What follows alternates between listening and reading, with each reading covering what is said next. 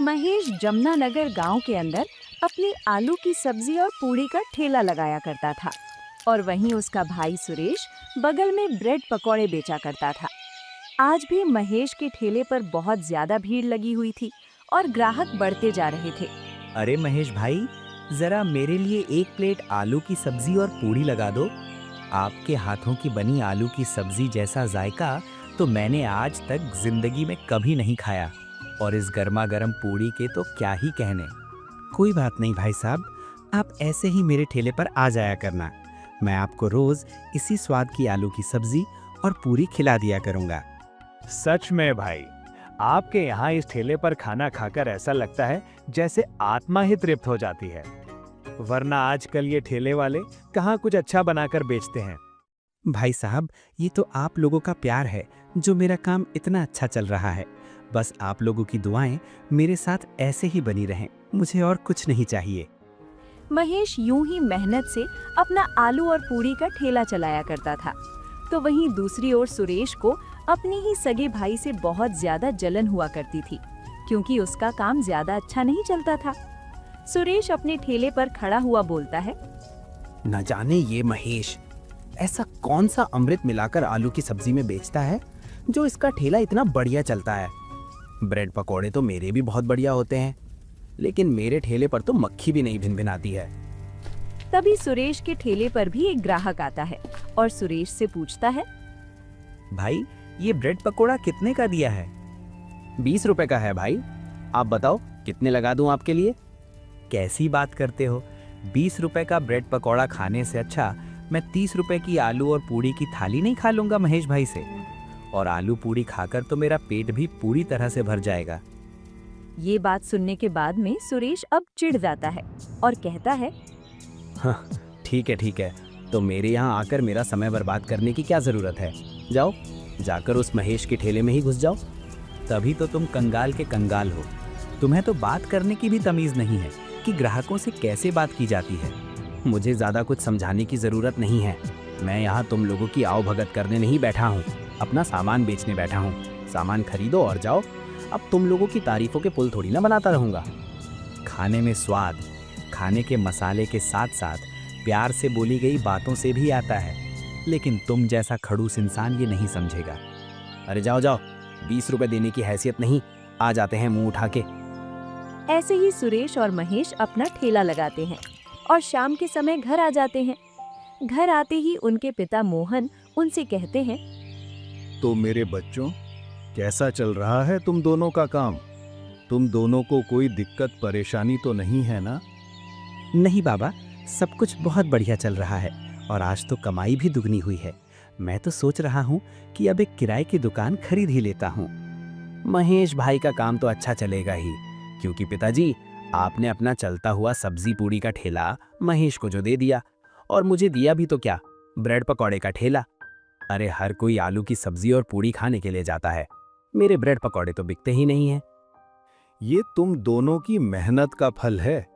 जब मैं ठेला चलाता था तब ब्रेड पकौड़े और आलू की सब्जी दोनों के ठेले चलते थे, लेकिन बुढ़ापे में मैंने अपना एक एक ठेला तुम दोनों को दे दिया। पिताजी, बुरा मत मानना, आप दोनों भाइयों में पक्षपात करते हैं। अगर आप मेरे पति को आलू की सब्जी पूड़ी का ठेला देते तो अब तक तो वो आलू की सब्जी पूड़ी की दुकान खोल चुके होते। भाभी, आप ये कैसी बातें कर रही हैं? ये ठेला तो मैं अपनी मेहनत से चला रहा हूँ और आप इसमें भी दोनों भाइयों की तुलना कर रही हैं। तेरी भाभी बिल्कुल ठीक कह रही है। जरा कुछ दिन ये ब्रेड पकौड़े का ठेला चला कर देख, तुझे पता चल जाएगा। मैं भी तो देखूं तू आलू की सब्जी अच्छी बनाता है या तुझे पहले से बंधे ग्राहक मिले हैं। वैसे भी ब्रेड पकौड़ा 20 का मिलता है और आलू की सब्जी पूरी की प्लेट हम 30 रुपए की बेचते हैं, तो ग्राहक तो तेरे ठेले पर ही आएंगे ना। ठीक है भाई, अगर आपको ऐसा ही लगता है तो यही सही। कल से ही ब्रेड पकौड़े का ठेला मैं लगा लूंगा और सब्जी पूरी का ठेला आप लगा लेना। अब ऐसा ही होता है। सुरेश अगले दिन सब्जी पूड़ी का ठेला लगाने लगता है और महेश वहीं ब्रेड पकौड़े बेचने लगता है। सुरेश की आधे ही दिन में बहुत अच्छी कमाई हो जाती है, लेकिन उसकी सब्जी कम पड़ जाती है और वो सोचता है, सही फैसला लिया मैंने महेश से ये ठेला वापस लेकर, लेकिन सब्जी तो कम पड़ने वाली है। कोई बात नहीं, जब घर में सब्जी कम पड़ती थी तो माँ उसमें पानी मिला देती थी। मैं भी थोड़ा पानी मिलाकर मसाले छिड़क देता हूँ, किसी को क्या ही पता चलेगा। जिसके बाद में अब सुरेश सब्जी में पानी और मसाला मिला देता है और पूड़ियों का आकार भी छोटा कर देता है। अब ग्राहक जैसे ही वो आलू की सब्जी और पूड़ी खाते हैं तो उनकी शक्ल बन जाती है और वे नुक्स निकालने लगते हैं। ये कैसी सब्जी बनाई है सुरेश? ये तो पानी पानी लग रही है। महेश भाई तो कितनी गाढ़ी हलवाई जैसे सब्जी बना कर देते थे। और ये पूरियां, ऐसा लग रहा है कि कोई बच्चा बेल रहा है। इतनी छोटी पूरियां भी होती हैं क्या भला? महेश भाई की पूरियां तो रोटी के आकार की होती थीं। देखो भाई, तुम लोगों को लगता है महेश ने ज़्यादा ही सर पर चढ़ा रखा है। ये वही सब्जी वही पूड़ी है जैसी वो बेचता था। बाकी तुम्हारी मर्जी है, खाना है तो खाओ वरना चलते बनो। मेरे ठेले पर रोज़ अब 100 लोग आएंगे, 2 लोगों के जाने से मुझे फ़र्क नहीं पड़ेगा। ठीक है, फिर अब से हम महेश भाई के ठेले का ब्रेड पकौड़ा ही खा लेंगे। कम से कम वो 20 रुपए का आएगा और पेट भी भर जाएगा। और उसका स्वाद भी अच्छा ही रखा होगा महेश भाई ने, और 10 रुपए जेब में बच भी जाएंगे। चलो भाइयों मेरे साथ। ग्राहक ने जैसे ही चलो भाइयों बोला, वैसे ही कई और सारे ग्राहक भी उसके पीछे पीछे महेश के ठेले पर चले गए। और ग्राहक ने महेश के ठेले पर जाकर कहा, ये तो हम समझ गए कि तुम दोनों भाइयों ने ठेले की अदला बदली की है। ज़रा आप अपने हाथों के बने ब्रेड पकौड़े हमें भी खिला दो, हम भी देखेंगे कि स्वाद की भी अदला बदली हुई है या नहीं। ठीक है भाई, तुम 2 मिनट रुको, मैं ब्रेड पकौड़ा लगा लेता हूँ। महेश घर पर बनाया हुआ पनीर आलू की सब्जी के लिए इस्तेमाल करता था। वही पनीर वो ब्रेड पकौड़े बनाने के लिए भी इस्तेमाल करने लगा। उसके ब्रेड पकौड़े में इतना बड़ा पनीर का पीस देखकर ग्राहक खुश हो जाते हैं। अरे वाह, इतना सारा पनीर तुमने 20 रुपए के ब्रेड पकौड़े में डाला है। तुम तो बहुत ही लाजवाब ब्रेड पकौड़े बेचते हो। ऐसे ही अब महेश के ठेले पर ग्राहक बढ़ने लगते हैं। एक ही हफ्ते में सुरेश को अक्ल आ जाती है। वो उदास अपने ठेले पर खड़ा हुआ था। वही महेश के सारे ब्रेड पकौड़े बिक गए थे और वो घर जा रहा था।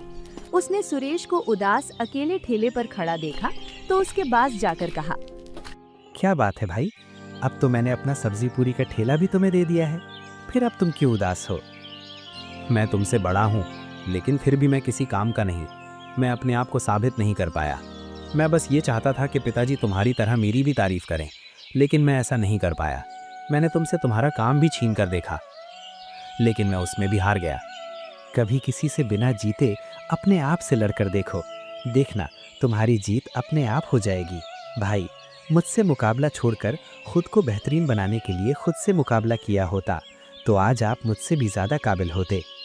इसके बाद में दोनों भाई अब ठेला बंद करके घर चले जाते हैं और मोहन कहता है, तुम्हारा सब्जी पूड़ी का ठेला बहुत बढ़िया चल रहा होगा ना? नहीं पिताजी, मुझे अकल आ गई है कि सब्जी पूड़ी का ठेला सिर्फ महेश ही चला सकता है। मैं ब्रेड पकौड़े का ठेला ही लगाऊंगा और धीरे धीरे इतनी ज़्यादा मेहनत करूंगा कि मेरे ब्रेड पकौड़े खाने के लिए भी लोग दूर दूर से आने लगेंगे। मुझे बहुत खुशी है सुरेश कि तुम्हें एहसास हो गया है। चलो अच्छी बात है, कल से तुम दोनों अपना अपना ठेला संभालना जैसा शुरू से संभालते रहे हो। अगले दिन से जहां महेश अपना आलू की सब्जी पूड़ी का ठेला फिर से चलाने लगता है, तो वहीं सुरेश भी अपना ब्रेड पकौड़े का ठेला चलाने लगता है। और अब वो भी महेश की तरह घर पर बने हुए पनीर से ब्रेड पकौड़े बनाया करता और उसके कड़क मसालेदार ब्रेड पकौड़े सबको बहुत पसंद आते और सब्जी के साथ ब्रेड पकौड़े बेचा करता जो बहुत अनोखे और स्वादिष्ट लगते थे। इस तरह आलू की सब्जी पूड़ी वाले महेश ने सुरेश ब्रेड पकौड़े वाले की भी जिंदगी बदल दी और उसे सिखाया कि प्रतियोगिता खुद से की जानी चाहिए, दूसरों से की जाने वाली प्रतियोगिता होड़ कहलाती है।